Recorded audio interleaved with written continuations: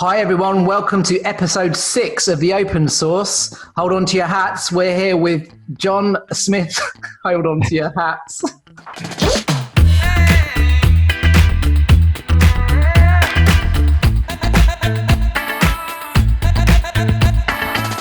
Hi everyone, welcome to episode 6 of the Open Source. We're going to be talking with John Smith from YHA this week. Welcome to the show, John. Thanks for having me.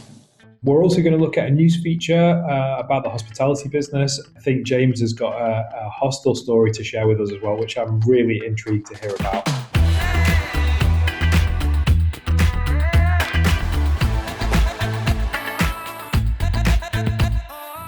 So to get things going this week, I'm going to share my screen quickly.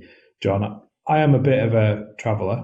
I travel a lot with work. So for the news this week, this article from Condé Nast says, the hotel experience is set to change way beyond cleaning protocols. So the general gist of the article is that it's not just how clean is your property, it goes down to every single element of the whole guest experience, from how do you greet your guest, handshakes are no longer obviously in fashion at the moment. And I'll just pull out one great quote that I found in here, which was leader of new brand development for Hilton said, you know, in the Maldives, a greeting is hand over your heart as a signal of respect. So the question to you, John, just before we get into learning more about YHA, what's kind of been your COVID experience? Yeah, I mean, it's been an absolutely crazy experience, and it came at it's never a good time for a global pandemic, but it came at such a horrible time for YHA because we're just about to launch our new 10-year strategy, which we just put on the website and got all the press releases ready for. Lots of events, parliamentary events and local events, community events, everything. And it's our 90th birthday, YHA's 90th birthday this year. So we were just ready to celebrate that as well. So this year was huge for YHA, and it felt like the blink of an eye. Like everybody else, we kind of have a vague memory that it was mentioned and happening somewhere else in the world. And before we knew it, you know, the instructions were coming, right, shut down the hostels, get the website off sale, and focus on the new type of journeys, which everybody's going to want, which is a refund journey or transfer their booking to next year journey. We were just forced to close, no idea when we were really going to open again. Issuing refunds as a charity and a trustworthy organisation, we didn't want to hold on to people's money. So we quite rightly, I think, just said, yep, if you're due a refund and you can't stay, you'll certainly get one. But it took us weeks and weeks and weeks to get all those out. We took the decision quite early that this wouldn't be a short-term shutdown. And we always said we'd probably end up only being able to open the end of July. So we were not far out. We opened on the 17th in the end. We've not got every hostel open, nearly all of them, and they're certainly not trading the way they were anymore. And how's your guest experience had to alter then? I mean, obviously, I'm sure you've been through cleaning protocols and sort of all of that sort of thing, but has, you know, the website or the digital part of that journey become more important? I mean, when we were in lockdown, we started a project that we call Project Reboot. We've done all the usual things that all the hospitality industry are doing, so the COVID secure cleaning protocols and so on. So my role at YHA now as sort of associate director of user experience is looking at not just user experience in terms of the digital UX that techie people know, but the overall customer experience and member experience, volunteer experience and everything end-to-end connected. Because of that, we started to invest in developing a new mobile app so that we could start to give customers the kind of experiences that they would expect more, and hopefully ones that would just wow them a bit and make them think, do you know what, that was absolutely, someone's really thought about that and that was amazing. My stay was perfect in every way. We got all this development planned, and we'd actually started the app just as the crisis hit. And unfortunately, you know, our income just dried up overnight. And the YHA, they are a charity, so you can give through the website yha.org.uk/give. What other ways can people contribute or help? Great question. Yeah, we are a charity and we rely absolutely, we don't get particularly direct funding from the government, so we rely on people staying with us first and foremost. If you stay at YHA, you are helping the charity.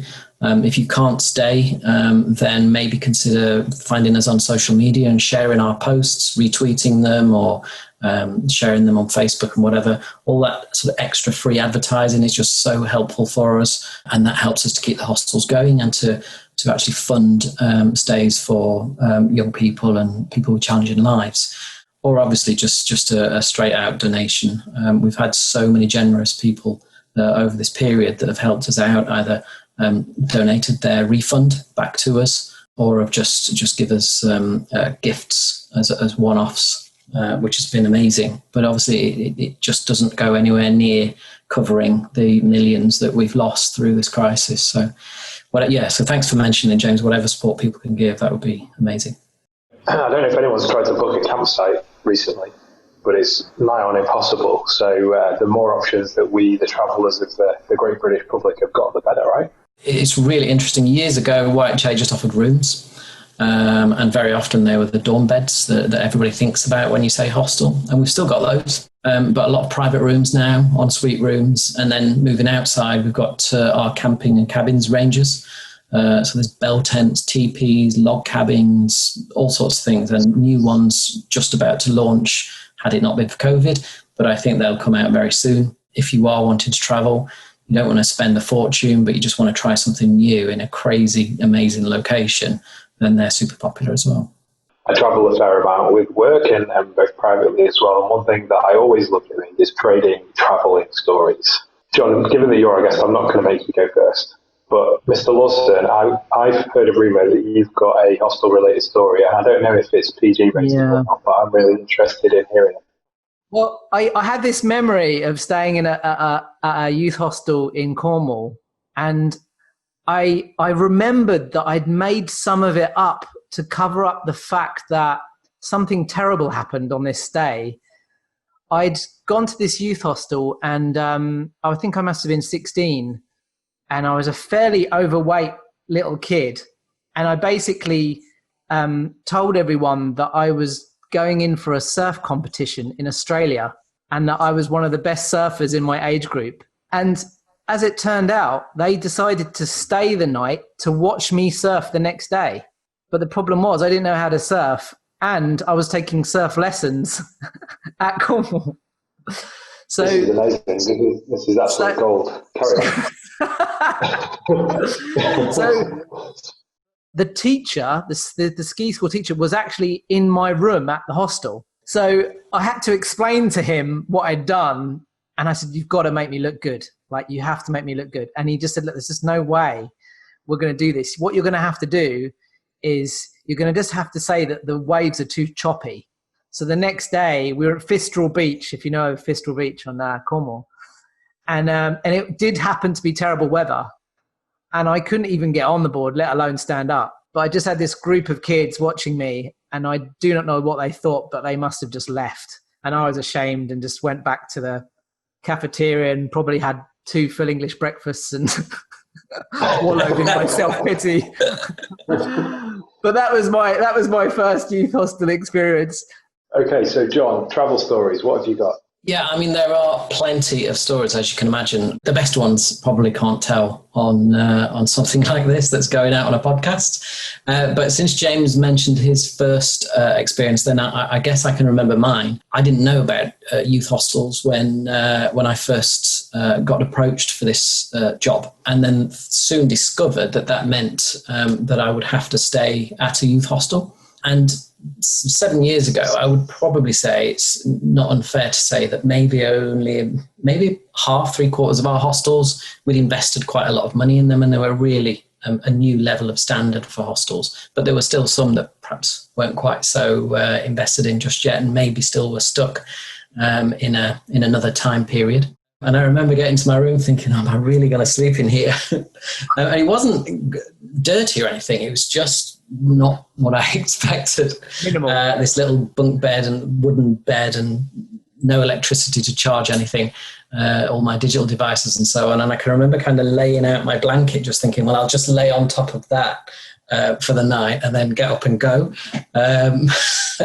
But in the end, it was absolutely fantastic. We had an amazing stay. And the other bit I remember is that I'm not much of an outdoor person, if I'm totally honest, which is crazy for someone that works at YHA. And I just kept thinking, are they really going to expect me to go out outside in November? What if it's raining or snowing or cold, which is, for me, means you stay indoors. So we went outside and did it all. And I took part, and I was trying to be this new head of department, putting on a brave face or whatever. And I can remember it started peeing it down with rain. And I just shot straight back into the hostel. I didn't ask anybody if they were going in. I wasn't leading anyone to say, don't worry about it, let's stay outside and face the weather. I just ran indoors. So yeah, they were my memories of hosteling. Everyone that's been to a YHA has probably got an amazing story to tell, whether it's pretending they could surf or try not to show that they don't go out in the rain. But yeah, pretty good. This is not me searching for empathy here, but I've always thought that as a kid, I didn't have too many friends, but I met lots of people at youth hostels, and, I connected to a lot of people, did lots of things, like you said, John, that I never would have chosen to do. Most life coaches, most teachers, they're trying to get people to think, like, get comfortable with being uncomfortable.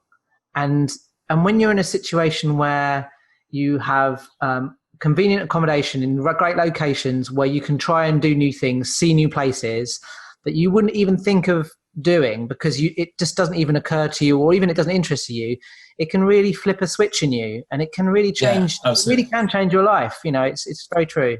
Me and Tom speak to people on this show. We can call it a show, can't we? That there are a number of moments of truth in the customer journey which will define whether they come back or whether they use it again, whether it be like the entry point. I don't know why, I always go back to this thing with Apple products. It's not just the going in the store, it's the box, it's the opening of the box, everything. But if the final product was rubbish, that would be the moment of truth in which you go, But there seems to be, what's great about the hospitality industry is they are focusing, and you guys, is you're focusing on that kind of ramp up method of building the excitement up for the event, and then it be there for them at the end. Yeah, absolutely. And part and parcel of the beauty of mobiles is that you can do that a bit more personalized. So you can make sure that the pop-up arrives just at the right time when they're getting excited. So there'll be those planning phases and excitement phases, and then being there phase where it really sort of ramps up. And then you want to keep that going so that they'll share photos or memories or whatever and start recommending it. But I just think now these connected experiences, making sure we focus on every element, are really key for us. It's been fascinating listening to sort of your tales of woe through COVID and how you responded. But as a sort of curveball to finish, I wanted to ask you if there's any question you might want to ask either me or James. First one would be, have you been out for a meal since we've been allowed to go out for meals? And the second one is, do you have anything booked in terms of an adventure or an overnight imminently? I'll kick off. Have I been out for a meal? Yes, I have. To be honest, it was quite a good experience. The proper hygiene measures were all in place. The food was great. And it felt surprisingly normal. James, what about you?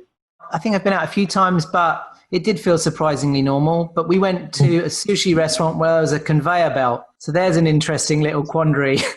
Strictly off limits. I did wonder if they were still in operation, because I can't imagine if you sneeze and that's whizzing round, that's necessarily going to pass a risk assessment for COVID. But I mean, half the sashimi looks like snot anyway, but the actual stuff flying around the conveyor belt, I was thinking to myself, do I want this plate, or am I not really that hungry? But I can't touch it. So there's a big commitment when you're in a sushi restaurant with a conveyor belt. It's all about if you touch it, you've got to eat it. Yeah, exactly. But I have been to.